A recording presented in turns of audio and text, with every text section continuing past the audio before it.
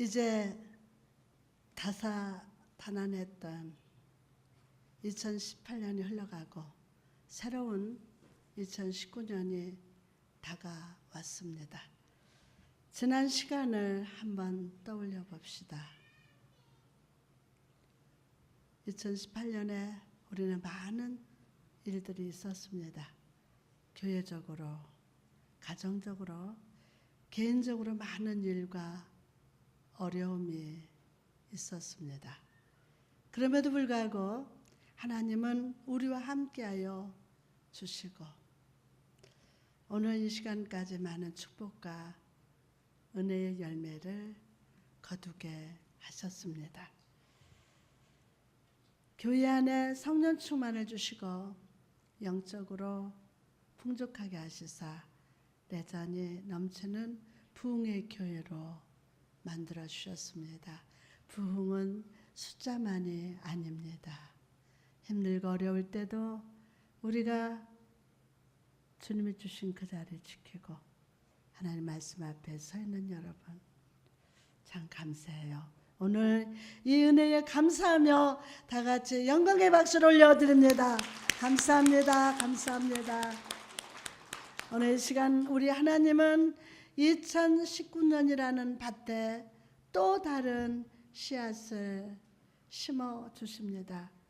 가정에는 믿음의 씨앗, 축복의 씨앗, 감사와 찬양의 씨앗을 심어 주십니다. 우리 교회는 부흥의 씨앗, 말씀의 씨앗, 성령 충만의 씨앗을 심어 주십니다. 그리고 그 씨앗을 심으신 주님은 2019년이라는 밭을 다 이렇게 바라보시면서 이렇게 말씀하십니다. 내가 이 밭을 보니 보기에 심히 좋았더라. 다 같이 할까요? 내가 이 밭을 보니 보시기에 심히 좋았더라. 아멘, 아멘, 아멘. 성도 여러분, 오늘 여러분은 어떤 마음으로 이 자리에 오셨습니까? 이 시간 우리 삶의 아름다운 씨앗을 심으신 하나님께 우리 감사합시다. 하나님 감사합니다. 찬양하시기 바랍니다. 그리고 그 하나님을 우리 기대합시다. 여러분의 감사와 찬양을 받으시고 주님이 2019년에 감사의 향기가 가득한 꽃과 축복의 곡식과 부흥의 열매를 풍성히 자라나게 하실 줄 믿습니다. 오늘은 영원히 누릴 복이 되어 주옵소서. 시작. 영원히 누릴 복이 되어 주옵소서. 아멘. 우리나라 사람들은 새로운 한 해가 시작되면 무엇보다 복받기를 원합니다.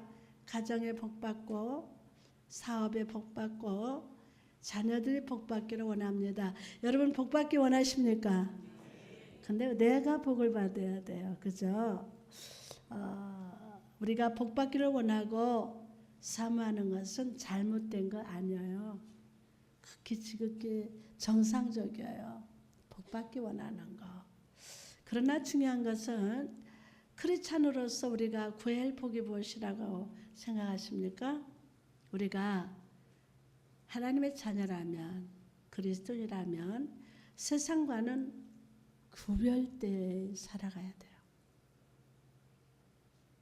또한 세상이 바라는 복이 아니라 하나님이 주시는 복을 구하며 살아야 할 줄 믿습니다. 그럼 그리스도인으로서 구해야 할 복이 무엇일까요? 우리는 여호와 하나님이 주시는 복을 구하면서 살아야 할 줄 믿습니다. 여호와 하나님이 주시는 복, 여호와 하나님이 주시는 복. 오늘 본문에서도 다윗은 여호와께서 주신 복을 감사하며 그 복을 영원히 누릴 것이라고 선포하고 있습니다. 그럼 우리가 2019년 한 해 영원히 누려야 할 복은 어떤 복을 의미할까요? 먼저 우리를 택하시사 하나님의 자녀요 성도 되게 하신 복입니다. 나를 택하사 하나님의 자녀 성도 되게 하신 복 받으신 분만 아멘. 또한 우리가 악한 사단이가 아니라 하나님께만 영광 돌리는 은혜를 입은 복입니다. 무엇보다 예수의 피로 우리 죄를 씻어주시고 진리의 말씀을 듣게 하심으로 구원의 즐거움을 새롭게 하시는 복인 줄 믿습니다. 우리가 무엇보다 하나님께 영광 돌리는 것, 무엇보다 예수의 피로 우리 죄를 씻어주시고 주의 말씀을 듣게 하심으로 구원의 즐거움을 새롭게 하신 복, 다시 한번 받으신 분만 아멘. 그래요, 받아요. 그 인정해요. 이 모든 것이 우리에게는 천하의 귀한 축복이에요. 무슨 축복이라고요? 천하의 귀한 축복이에요. 이 복이 성도 여러분 개인과 가족 그리고 친척, 친지 모두에게 임하기를 주님의 이름으로 축원합니다. 그럼 오늘 본문을 의지해서 2019년 한 해 동안 우리가 축복받는 은혜 생활을 하기 위해서는 어떤 삶을 살아야 하는지 함께 나누기를 원합니다. 첫째로 하나님이 나를 자녀 삼았다는 사실에 감사하면서 살아갑시다. 와, 이거는 천하에 없는 복이야. 하나님이 나를 자녀 삼아 주셨다. 그건 사실이야. 그거를 감사하면서 우리 새해에 살아갑시다. 나를 자녀 삼아 주셨다. 생각하면 할수록 감사하죠. 그죠? 너무 감사해요. 에베소서 1장 4절에서 5절 말씀 보니까 그 창세전에 그리스도 안에서 우리를 택하사 우리로 사랑 안에서 그 앞에 거룩하고 흠이 없게 하시려고 그 기쁘신 뜻대로 우리를 예정하사 예수 그리스도로 말미암아 자기의 아들들이 되게 하셨으니. 자, 우리가 세상을 살면서 사람들에게 인정받고 능력 있는 사람으로부터 선택받는 것도 큰 축복입니다. 그러나 그 무엇보다 하나님께 내가 선택받았다. 내가 선택받았다. 이 사실은 말로 다 할 수 없는 은혜임을 믿으시기 바랍니다. 내가 선택받았다. 지구상에 엄청난 수많은 사람들이 살아요. 그 중에 나를 선택했다. 와, 이게 큰 은혜입니다. 그러므로 이 선택에 감사하며 살아갑시다. 세상 그 무엇보다 하나님을 사랑하며 주의 계명과 말씀에 순종하며 살아가는 자가 되시기를 바랍니다. 여러분 다니엘을 보시기 바랍니다. 그는 바벨론에 끌려갔지만 왕에게 인정을 받아서 바벨론 지방을 다스리는 높은 관리가 되었습니다. 바벨론의 어떤 사람도 다니엘을 해할 수가 없어요. 왕이 인정하는 사람이야. 다니엘의 뜻대로 무엇이든지 다 할 수가 있었어요. 굳이 하나님을 찾지 않아도 그의 미래는 보장됐고 건 것과 마찬가지입니다. 그러나 다니엘은 그 마음 중심에 하나님의 말씀과 계명을 새겨놓고 어디에? 그 마음 중심에 하나님의 말씀과 계명을 다 새겨놓고 하나님을 경외하는 삶을 살았다는 거예요. 하루에 3번씩 예루살렘을 향한 창을 열고 그 하나님께 간절히 기도하면서 중심으로 교제하는 삶을 살았습니다. 다니엘을 시기하는 사람들이 그를 함정에 빠뜨리는 그날도 그는 언제나처럼 창을 쫙 열어놓고 하나님께 기도를 했어요. 하나님께 기도했어요. 누가 뭐라 해도 자기를 시기 질투하면서 어떻게 하면 저 사람을 죽여볼까 가지가지한 방법으로 하고 있지만은 너희들은 그렇게 해라. 나는 내 아버지 하나님께 기도하리라. 그래서 창문을 쫙 열어놓고 숨어서 한 게 아니에요. 창문을 열어놓고 하나님께 기도를 했습니다. 그는 기도의 날개를 쫙 펴고 성령의 바람을 힘입어서 하나님 보좌 앞으로 힘차게 막 날아갑니다. 쫙. 어떻게 이런 모습이 가능했을까요?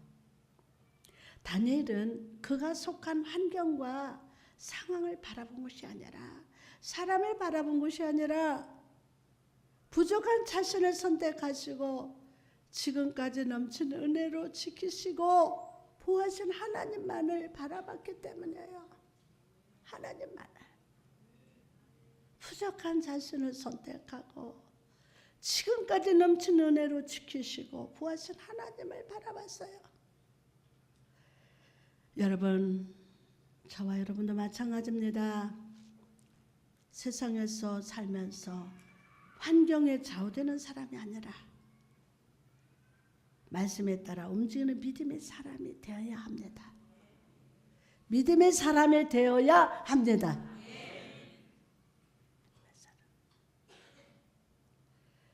여러분의 2019년 한 해 하나님을 삶 속에서 앞세우면 주님이 여러분을 다니엘과 같이 앞세워 주실 줄 믿습니다. 삶 속에 어려움이 다가온다 할지라도 나를 선택하신 주님을 앞세우면 여러분 삼키려는 사자 입을 막아주심을 믿으시기 바랍니다. 또한 여러분이 하나님으로 인해서 세상에서 존귀한 자, 유력한 자로 높임을 받게 될 줄 믿습니다. 여러분, 이 시간 여러분의 마음을 창을 모두 엽시다. 다 열으세요. 세상을 향해서가 아니라 우리를 향해서 언제나 사랑의 빛, 은혜의 빛을 비춰주시는 하나님을 향해서 여시기 바랍니다.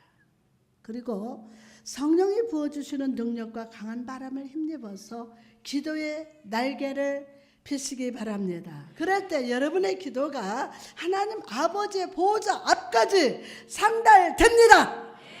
또한 주님께서 여러분을 긍휼히 여기시고 은혜와 축복을 삶 속에 부어주십니다. 영이 잘 되면 시작. 내 영혼이 잘 되면 간구하기를 내가 간구하노라. 자, 오늘 기도의 영이 회복될지어다. 기도의 날개를 펴고 하나님이 저와 여러분을 긍휼히 여기시고 은혜와 축복을 여러분 삶 속에 살아가는 삶 속에 부어주실 줄 믿습니다. 두 번째로 예배의 사람으로 살아야 합니다. 어떤 사람으로? 예배의 사람으로 살아야 돼요. 여러분, 진정 믿음 있는 사람은 어떤 사람일까요? 우리는 하나님께 예물을 잘 드리고 다른 사람들과 좋은 관계를 맺고 열심히 봉사하는 사람을 믿음 있는 사람이라고 생각합니다. 그러나 진정 좋은 믿음이란 내가 생각할 때 좋은 믿음이 아니라 내가 생각할 때 좋은 믿음이 아니라 하나님 마음에 합한 믿음을 가진 자인 줄 믿습니다. 하나님 마음에 합한 믿음의 사람이 될지어다. 아멘. 다시 말해서 하나님 앞에서 삶, 코람데오의 삶을 살아가는 것입니다. 우리는 가진 물질 중에 10분의 1을 하나님께 드리는 11조는 여러분 잘 지키고 있죠. 그러나 문제는 예배에 있어서도 삶의 10분의 1을 드리는 사람이 있다는 겁니다. 예배도. 신명기 6장 5절에 보면 너는 마음을 다하고 뜻을 다하고 힘을 다하여 내 하나님 여호와를 사랑하라. 여러분 하나님은 우리가 신앙생활을 할 때 마음의 일부분이 아니라 우리 마음의 전부를 받기를 원하세요. 또한 우리가 예배할 때 온전한 헌신으로 드리는 예배를 기뻐하십니다. 사도행전 5장에 보면 아나니아와 삽비라가 자신의 재산을 팔아서 사도에게 드리는 장면이 나옵니다. 이들은 자신들의 재산을 팔아서 예물을 드렸습니다. 이거 보통 믿음이 아니에요. 재산을 팔아서, 예를 들어 집을 팔아서 예물을 드렸어요. 어떤 문제도 없는 것 같습니다. 그러나 그들은 그 자리에서 죽고 말았어요. 죽었어요. 왜 그런 것일까요? 그들의 마음이 병들었기 때문이에요. 그들의 마음이. 하나님께 전적으로 헌신하기로 작정했다면 그대로 해야 함에도 불구하고 아깝다는 마음에 그들의 마음을 나누게 해서 하나님을 무시하는 죄를 범했기 때문이에요. 하나님 없는 게 아니에요. 시퍼렇게 살아계세요. 오늘 여러분 마음이 병들었다. 오늘 예수 피로 치료받을 자다. 가장 중요해. 먼저 마음이 병든 마음이 치료돼야 돼요. 이와 마찬가지로 하나님은 우리가 예배할 때 마음 중심을 드리기를 원하세요. 뭘 드리기 원해요? 마음 중심. 나는 이런 사람이야. 그게 아니에요. 마음 중심으로. 어린아 같은 심령으로. 여러분 여기다가 10,000원을 넣든 1,000원을 넣든 기뻐서 감사해서 하나님 나 작지만 드립니다. 받아주세요. 이거야 이거. 마음 중심을 드리는 거 원하세요. 2019년도 우리 그렇게 예배할까요? 마음을 중심을 드리는. 그러나 아나니아와 삽비라 같이 나누어진 마음이 아니라 내 지정의와 영과 육 그 전체를 드리는 예배를 기뻐하심을 믿으시기 바랍니다. 세상의 일 때문에 예배를 못 드리는 자가 아니라 예배 드리기 위해서 세상의 즐거움을 포기하는 믿음 있는 성도 다 되시기를 주님의 이름으로 축원합니다. 예배에 최선을 다합시다. 마음을 드립시다. 여러분 중심을 들으시기를 주님의 이름으로 축복합니다. 하나님께서 여러분의 중심을 받으시고 삶 속에 주의 은혜를 넘치도록 부어주실 줄 믿습니다. 그러면 세 번째로 2019년 삶 속에 어려움이 다가온다 할지라도 찬양하는 삶을 살아갑시다. 어떤 환난과 어려움이 있다 할지라도 찬양하는. 저는 많은 성도들을 만납니다. 정말 저를 만나고 간 사람은 수십만 명 될 겁니다. 특히 삶 속에 고난과 어려움 가운데 있는 분들이 많이 만납니다. 그런 분들을 만나면 대부분 표정이 슬퍼 보이고 분노가 있고 원망과 불평이 가득합니다. 예배 자리에 나와서도 하나님께 중심으로 예배하지 못하고 오히려 하나님을 향해서 원망합니다. 별 생각 다 하고 있어요. 그러나 여러분 삶 속에 다가오는 어려움은 원망과 불평으로는 절대로 이길 수 없어요. 못 이겨요. 우리가 진정 믿음 있는 성도라면 원망과 불평이 아니라 하나님을 향한 찬양과 감사를 올려드려야 할 줄 믿습니다. 몇 년 전에 신년 부흥성회를 시작하는 날 엄청나게 많은 눈이 온 적이 있습니다. 그러니까 허리까지 온 적이 있어요. 길이 너무 미끄러워서 그냥 걷기도 힘들고 차들은 거북이처럼 천천히 움직였습니다. 그러나 이틀 정도 지나고 보니까 도로에 쌓여있던 눈이 많이 녹아 있습니다. 왜 그렇습니까? 길 위에 소금을 뿌려서 그래요. 우리들 삶도 마찬가지입니다. 삶 속에 어려움과 고난이 다가올 때 하나님을 향해서 원망, 불평한다고 해서 아무것도 바뀌지 않아요. 아무것도 안 바뀌어. 비록 우리 삶에 고난이 다가온다 할지라도 하나님을 향해서 찬양하고 감사하면 주님이 우리 삶에 찾아와 주십니다. 그리고 소금이 모든 눈을 녹이듯이 우리 삶 속에 역사하는 모든 악한 사단을 꾸짖어 주시고 모든 얽매인 모든 것들을 끊어 주십니다. 또한 우리 삶 속에 신령한 은혜 축복의 생수를 부어주시사 우리 삶의 체질을 원망과 불평에서 감사와 찬양의 체질로 바꿔주실 줄 믿습니다. 그러므로 여러분 이번 2019년 한 해는 감사의 소금을 뿌립시다. 찬양의 소금을 뿌립시다. 아멘 아멘. 그럴 때 주님의 여러분 삶의 밭에 신령한 은혜를 부어주셔서 2019년 새해 기쁨의 열매, 축복의 열매, 풍성히 맺게 인도하실 것임을 믿으시기 바랍니다. 왕하 2장 21절에 보니까 엘리사가 물 근원으로 나가서 소금을 그 가운데 던지며 이르되 여호와의 말씀이 내가 이 물을 고쳤으니 이리로부터 다시는 죽음이나 열매 맺지 못함이 없을지라 하셨느니라. 아멘. 할렐루야. 그 놀라운 축복이 여러분에게 임한 줄 믿습니다. 와, 오늘 원망하는 사자가 물러갔다. 오늘 예배에 영림했어요.